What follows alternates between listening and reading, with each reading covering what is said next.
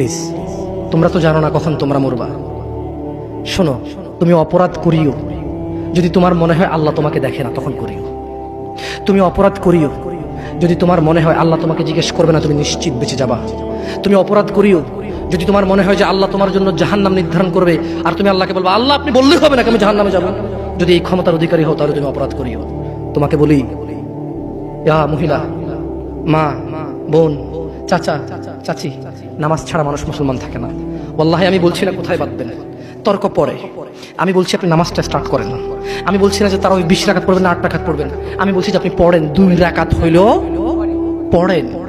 আমি বলছি যে আপনি ঈশার নামাজ 15 রাকাত দরকার নেই, আপনি শুধু 4 পড়েন। আমি কি বলছি সুন্নত বাদ দিতে?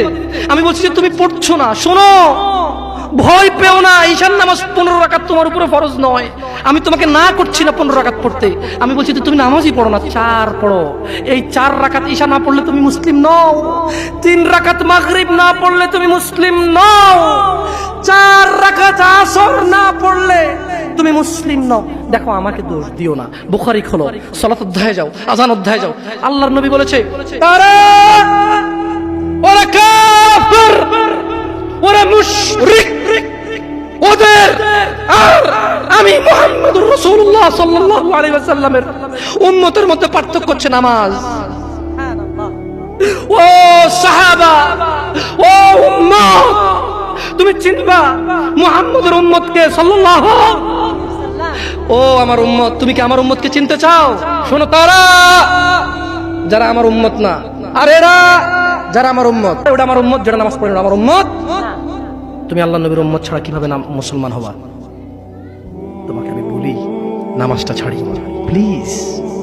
তুমি যে যে অপরাধে লিপ্ত আছো ছেড়ে দাও, চেষ্টা করো, কিন্তু নামাজটাকে তুমি এখন থেকে করবা। তোমার ফজর মিস হওয়া চাই না। তুমি যদি সারা জীবন নামাজ না পড়ো, আমার যায় আসে না। তুমি যদি সারা জীবন নামাজ পড়ো, আমার কিছু লাভ আছে। তুমি নামাজ পড়লে নাকি আমি আমার লাভে কথা বলছি। শোনো, তুমি নামাজ না পড়লেও আমার লাভ আছে। কি? ইন্নামাল আমালু বিন্নিয়া। আমি নেকির উদ্দেশ্যে কথা বলছি, আমার নেকি হয়ে যাবে। কে ঠেকাবে? তুমি তো আর আল্লাহকে ঠেকাইতে পারবা না। তুমি নিজেকে না নামাজ থেকে বিরত রাখতে পারবা, আল্লাহ যদি নেকি দেয় ঠেকাইতে পারবা? তাহলে আমরা সবাই মিলে বলি, আল্লাহর দিকে তাকিয়ে শেভ করিয়েন না। দেখেন, এটা অনেক কিছু না, এমন না যে শেভ করলে আপনি একেবারে কাফের হয়ে গেছেন, মুশরিক হয়ে গেছেন, এমন না। লজ্জা থাকা উচিত। কিভাবে কাটতেছেন? কিভাবে? কেফ? মহিলার ওঠে না, আপনার ওঠে, কেমনে কাটতেছেন? গলা কেটে দিবেন? কাটবেন না কেন? এটা হারাম। এটা কাটো তো হারাম। শুকর খাওয়া কি হারাম? এই যুবক, তুমি দাঁড়াও, সবাই লক্ষ্য করবেন না। ওকে কেউ ভিডিও করিও না, পরে লজ্জা পাবে ইন্টারনেটে আসলে। তোমাকে এখন শুকরের মাংস দেবো, খাবা? কেন খাবা না? জোর বলো। আপনি শুকরের মাংস খাবেন? আপনি কুকুরের মাংস খাবেন? কেন খাবেন না? কেন? কেমন হারাম? শুকরের মাংস খাওয়া কি হারাম? এই এখানে তাহলে আমি বলছি না, কেউ কি রাজি হবে তার বোনের সাথে জানা করতে? কেন? কেন? কেন? কেন? তো নামাজ না পড়া কি? শুকরের মাংস খাচ্ছ না হারাম দেখে, নামাজ ছেড়ে দিচ্ছ, তো সেটা তো হারাম। তার মানে তোমার যদি স্বাদ লাগতো, আর তোমার বাপ মায় যদি শুকরের মাংস খাইতো, তুমিও খাইতা, হারাম আর বাস্তা। তোমার বাপ নামাজ পড়ে না যুবক, তাই তুমি নামাজ পড়ো না। তোমার বাপে ভাত খায়, তাই তুমি ভাত খাও। পাকিস্তানের রুটি খায়, তাই ওরা রুটি খায়। চাইনিজরা এইভাবে লাঠি দিয়ে খায়, ওরা লাঠি দিয়ে খায়। শোনো, তুমি বলতে চাচ্ছ তুমি শুকর খাও না কারণ এটা হারাম, তুমি মিথ্যু। তুমি একটা চরম মিথ্যাবাদী, ধোঁকাবাজ। তুমি বলছো তুমি শুকর খাও না, এটা হারাম না? তাহলে তুমি নামাজ না পড়ো তো হারাম, তা তুমি কেমনে ছেড়ে দিচ্ছ? এই যুবক, তোমাকে যদি বলে ন্যাংটা হয়ে হাঁটো, হাঁটবা? কেন? কেন? কেন? ন্যাংটা হয়ে কেন হাঁটবা না? কি নোংরা কাজ? তো নামাজ পড়ো না, তোমার শরম লাগে না? শুকরের মদ কি রাস্তায় হেঁটে মদ খেতে পারবে? কার সাহস আছে? এখানে সাহসের অভাব নাই। বাপরে বাপ, এই কথা বলে আবার কারো সাহস জায়গায় দিতে চাই না, তবে অনেকেই চাইবে না। অনেকেই কেন? শরম। কেন? কারণ কেউ যদি রাস্তা দিয়ে হেঁটে হেঁটে মদ খায়, ওর সাথে কেউ মেয়ে বিয়ে দিবে? কেউ? আপনি রাজি হবেন রাস্তায় ভাবে মদের বটল নিয়ে হাতে হাতে মদ খায়, এর কাছে মেয়ে বিয়ে দিবেন? কেন? এটা নির্লজ্জ লোক, মদ হেঁটে হেঁটে খায় ওপেনে। এই ছেলেটাই কিন্তু ওপেনে নামাজ পড়ে না, আপনি মেয়ে বিয়ে দিচ্ছেন। আপনি নাকি ধার্মিক? হ্যাঁ, চিটিং মেশিন। আমি আপনাকে বদনাম করতে আসি না, কিন্তু আপনি মিথ্যুক, এটা বুঝে নেন তো। আচ্ছা, আপনাকে মিথ্যুক বলার পর আমার কতটুকু লাভ হলো? 2-4 লাখ টাকা যাবে ঢুকেছে, ঠিক না? আমেরিকা থেকে আসতেছে না। আমি আপনাকে মিথ্যুক বলে লাভ না, আমি আপনাকে মিথ্যুক বলতে আসি নাই। তবে আমি আপনাকে বলি, আল্লাহ ক্ষমাশীল, ক্ষমাকারী, ঠিক আছে? আপনি সত্য দাবিদার হবেন। একটা ছেলে প্রকাশ্যে মদ খেলে আপনি তার সাথে মেয়ে বিয়ে দেন না, একটা ছেলে প্রকাশ্যে নামাজ আদায় করে না। আল্লাহর কসম, এই পৃথিবীতে যত মদ আছে সবাই যদি একজনে খেয়ে ফেলে সে কাফের হবে না। কি হবে না? কিন্তু এক ওয়াক্ত নামাজ ছেড়ে দিলে কাফের। ঠিক আপনার কাছে মদ খাওয়াটা আমি কি মদ খাওয়াকে ছোট করে দেখতেছি তার মানে না?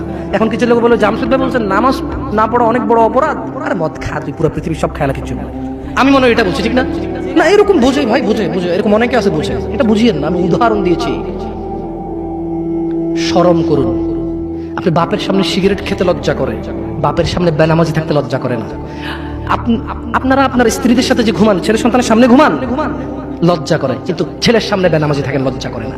আপনি বুঝেন এই পৃথিবীতে লা ইলাহা ইল্লাল্লাহ বলার পরে, লা ইলাহা ইল্লাল্লাহ বলার পরে, ওয়া আন্না মুহাম্মাদুর রাসূলুল্লাহ বলার পরে শিরক, আল্লাহর সাথে অংশীদারিত্ব হচ্ছে সবচেয়ে বড় অপরাধ। ঠিক আছে? এরপর কাজ হচ্ছে সালাত, এরপর কাজ কি? নামাজ, এরপর কাজ কি? নামাজ। আপনি জানেন এই নামাজ না পড়লে মানুষ কাফের হয়ে যায়, অথচ মানুষ ন্যাংটা হয়ে হাঁটতে লজ্জা পায়, মানুষ প্রকাশ্যে মদ খেতে লজ্জা পায়, মানুষ প্রকাশ্যে দাঁড়িয়ে পেশাব করতে লজ্জা পায়, মানুষ প্রকাশ্যে প্রেমিকের সাথে কথা বলতে লজ্জা পায়, মানুষ বাপের সামনে সিগারেট খেতে লজ্জা পায়, মানুষ প্রকাশ্যে শুকর মাংস খাবে না, মানুষ প্রকাশ্যে সিগারেট খায় না, মানুষ প্রকাশ্যে গাঁজা খায় না, মানুষ প্রকাশ্যে নাচে না, মহিলারা প্রকাশ্যে গোসল করতে লজ্জা পায়, পুরুষরা প্রকাশ্যে পায়খানা করতে লজ্জা পায়, কিন্তু কেউ এত জঘন্যতম অপরাধ যা না করলে কাফের হয়ে যায়। প্রকাশ্যে সবাই আজান চলে, কেউ মসজিদে আসে না, কেউ লজ্জা পায় না। তাহলে দুনিয়া কি বলেন তো? তুচ্ছ খেলতামাশা। নামাজটাকে ঠিক করেন। যদি আল্লাহ আমাকে বাঁচায় রাখে আগামী বছর আনলে, আজকে পরিচয় দিয়ে গেলাম। কি দিয়ে গেলাম? আমার নাম জামশেদ মজুমদার, এটাই আমার চলে। কোনো আলেম মোল্লা মুন্সি তেমন কিছু না, কোন রকমের যা পারি তা বলি। যদি আপনাদের প্রয়োজন হয় ভবিষ্যতে ডাকবেন। আজকে আল্লাহ ভীতি নিয়ে কথা বলে গেছি, পরবর্তী সময় আসলে ইনশাআল্লাহ কোন আমাল করলে মানুষ জান্নাতে যাবেই যাবে এটা নিয়ে কথা বলবো ইনশাআল্লাহ। আসসালামু আলাইকুম ওয়া রাহমাতুল্লাহি ওয়া বারাকাতুহু। আমি তো হারাম রিলেশনশিপ, লা লা লা এগুলো বলা আছে অনেক। শুফ, হারাম রিলেশন না, যারা প্রেম প্রীতি করে এগুলো নিয়ে না না না, তাহলে এটা মানে পরকিয়া। আমাকে দেখেছি কই প্রশ্ন কোথায়? না প্রশ্নটা লিখতে বলেছিলাম তো লেখা হয়নি। পরকিয়া করতে। আচ্ছা একটা প্রশ্ন করি আপনাদেরকে। প্রশ্নটা হচ্ছে এই ঘুকে বিসমিল্লাহ বলে খেলে হারাম হালাল হবে? কি হাসতেছেন? ঘু বিসমিল্লাহ বলে খেলে হারাম হবে না হালাল হবে? হারাম হবে।